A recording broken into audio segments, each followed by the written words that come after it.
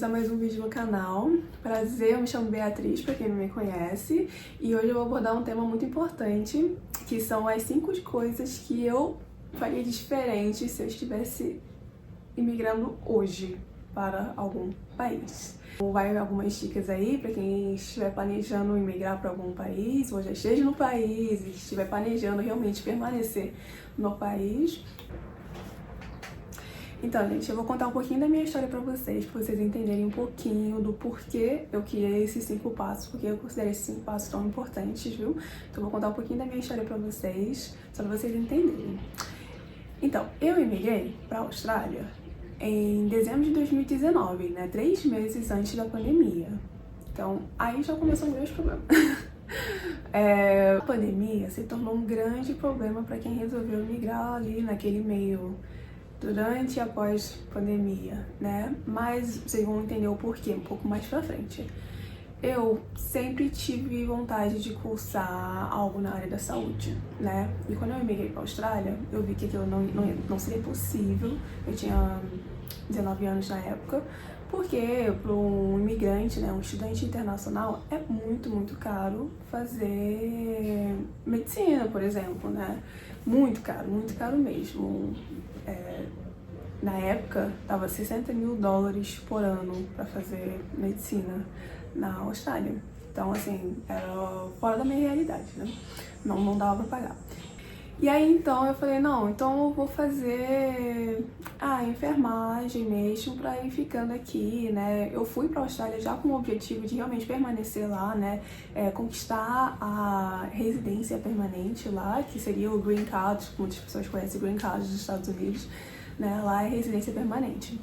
E quando eu fui pesquisar sobre a enfermagem, infelizmente a enfermagem também era muito cara, ainda não conseguia pagar a enfermagem, né?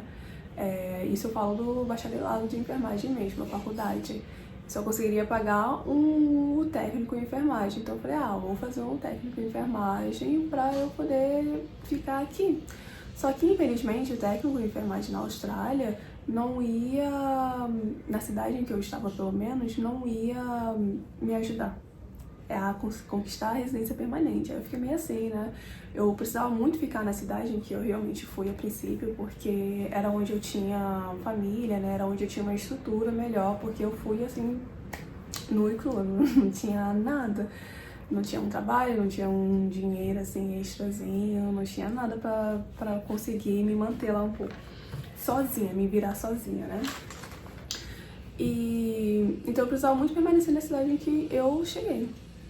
E aí fui conversando com muitos agentes diferentes que eles recomendaram eu fazer um outro curso, porque até eu conquistar o que eu queria, que era a residência permanente, né? E depois eu faria o que realmente era o meu objetivo, né? Porque você ainda é nova, você tem tempo e tudo mais, e é verdade, né?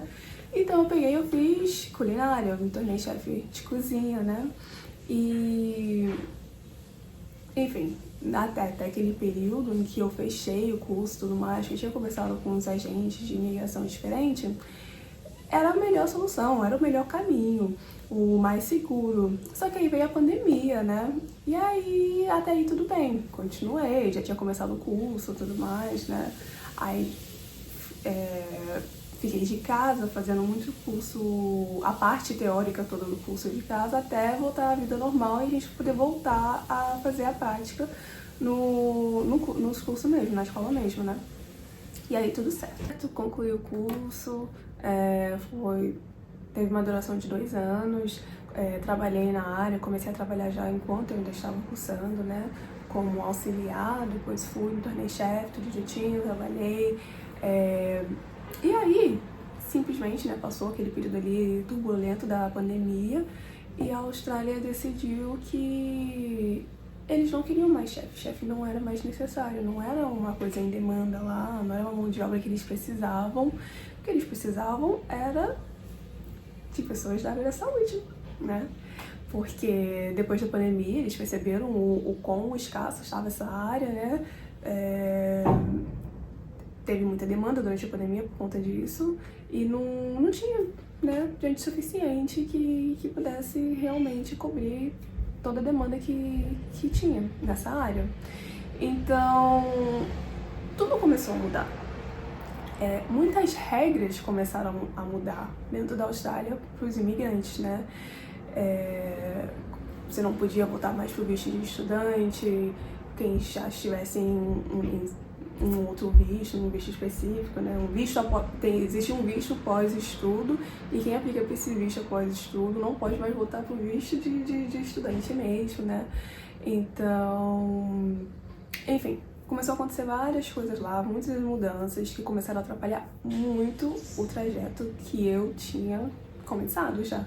E como eu já tinha passado o período de estudo, já estava no pós-estudo, eu não podia voltar a estudar, realmente cursar o que eu queria cursar, porque simplesmente não era mais permitido. Mas enfim, continuei o meu processo, né? Segui todo o passo a passo que precisaria fazer em qualquer outro visto, qualquer outro curso que eu tivesse feito, né? Trabalhei, fiz a prova que eu precisava fazer, passei no outro exame que também precisava passar, né? Pra poder imigrar e tudo mais, enfim. Fiz absolutamente tudo e no final a Austrália fechou as portas pra mim. E tudo certo, né? Tudo certo.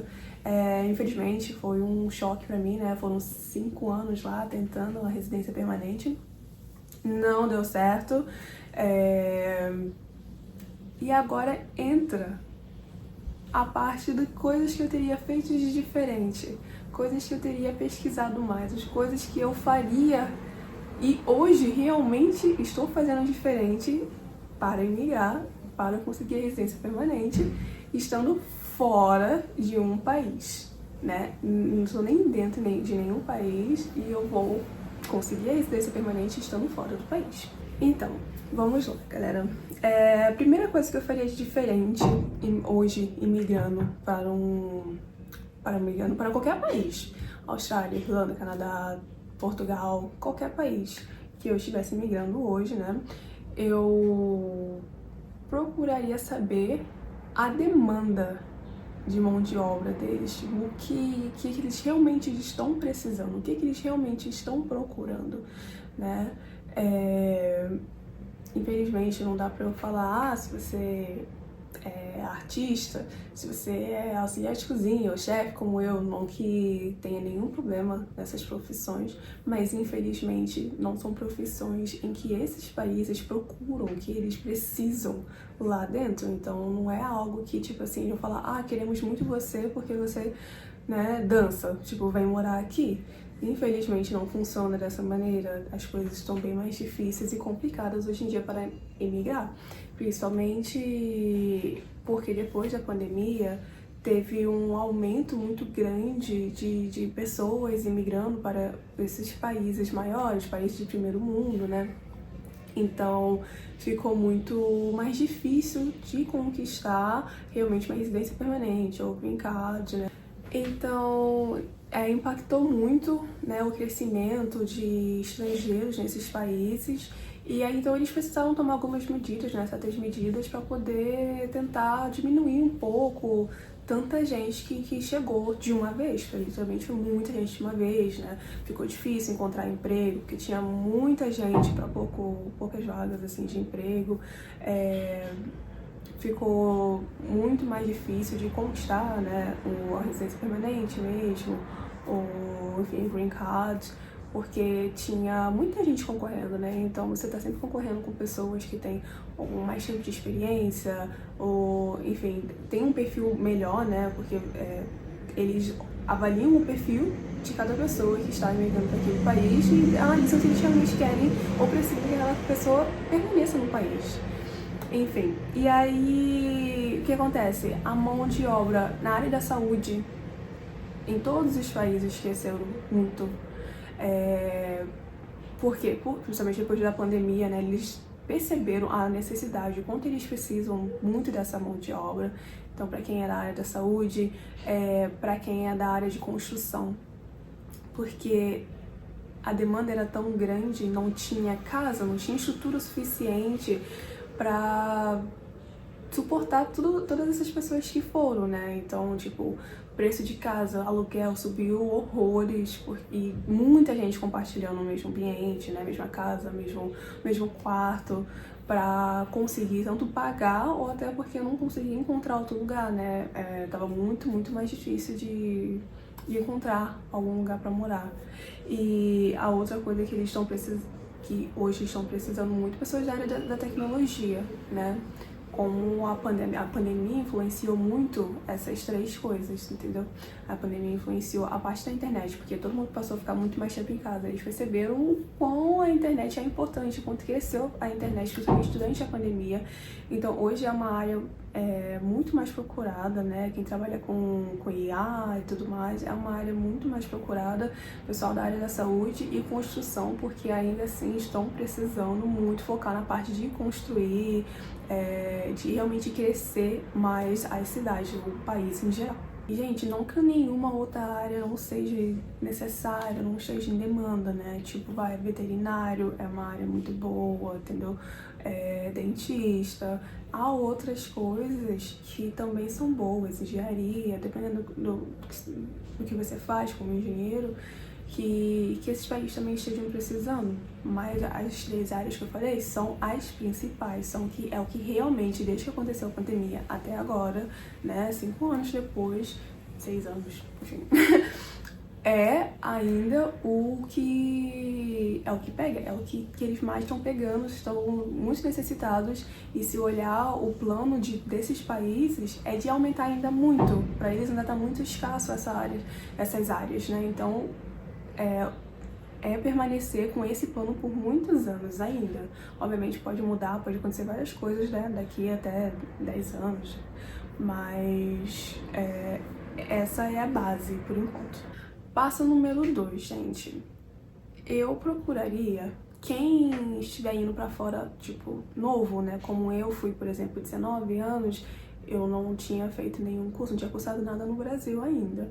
Então, assim, quem não estiver indo para fora já com uma profissão, eu recomendo muito procurar estudar o que o país está precisando, ver se o que você gosta, se o que você gosta de fazer, né, que você planeja realmente trabalhar assim, ter como profissão, ver se faz parte do plano daquele país, ver se encaixa com os seus planos, ver se tudo faz sentido, ver se tudo se encaixa, ver se é algo concreto e que realmente vai permanecer por muito tempo ali, porque as coisas mudam a todo tempo, né? Mas como eu disse, há áreas em que vão realmente permanecer.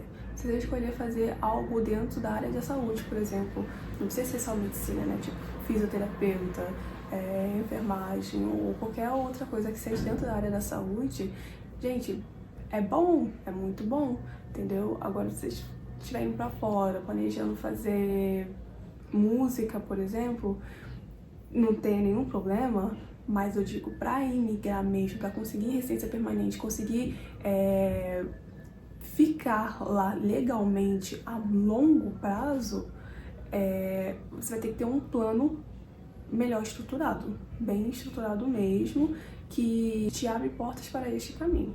Gente, o terceiro passo, eu focaria muito na língua. Muito mesmo. Mas o que acontece? Independente de qualquer país que você for tentar imigrar, você vai precisar fazer uma prova. Se vocês forem para países que falam inglês, né, vocês vão precisar fazer a prova que se chama IELTS ou PTE, que são as duas provas que te dão o direito de imigrar mesmo. São provas específicas para residência permanente. Então não é como Cambridge, eu acho que é o outro que eles fazem, ou a TOEFL, desculpa, não lembro muito bem os nomes agora, que existe algumas outras provas de proficiência da língua, mas essas provas não funcionam para conquistar a residência permanente ou green card. Tá certo? Então, gente, foque muito na língua, porque você vai precisar fazer essa prova. E a pontuação dessa prova influencia muito no que você vai conseguir depois. A nota que você tirar nessa prova te dá pontuação para imigrar. Então, você precisa focar muito na língua, porque dependendo da nota que você tirar na prova, você ou nem vai conseguir nenhuma pontuação na imigração, ou você vai conseguir uma pontuação mais ou menos, mas o objetivo é sempre conseguir a pontuação lá em cima. Por quê? Porque você tá indo... Não é só você que tá ali tentando, é você e muitas, milhares de pessoas tentando. Então, eles vão sempre selecionar as pessoas que estão lá em cima. Então, é muito importante focar na língua, gente. Se vocês estiverem indo pro Canadá também, o Canadá fala inglês e o francês. Se vocês estiverem fazendo francês, tem 2 provas também que dá para migrar pro Canadá através do francês, que é o TCF e o TEF, né? O TEF.